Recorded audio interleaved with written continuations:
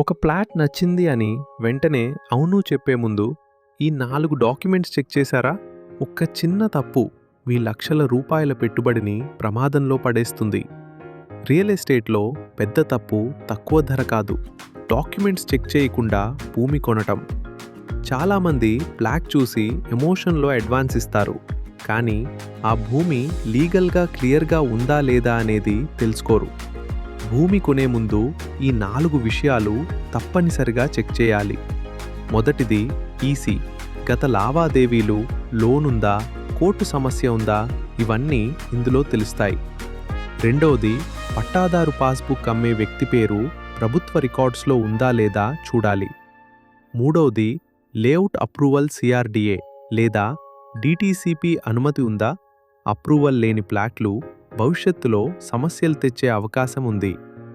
నాలుగవది physical survey డాక్యుమెంట్స్లో ఉన్న బౌండరీలు నిజంగా గ్రౌండ్లో ఉన్నాయా చెక్ చేయాలి. ఈ 4 చెక్స్ చేస్తే ఫ్రాడ్ అయ్యే అవకాశాలు చాలా వరకు తగ్గిపోతాయి. భూమి కొనడం అంటే తొందరగా నిర్ణయం తీసుకోవడం కాదు, సరైన వెరిఫికేషన్ తర్వాతే నిర్ణయం తీసుకోవాలి.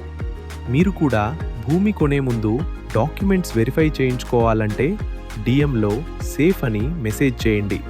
నేను పర్సనల్గా గైడ్ చేస్తాను.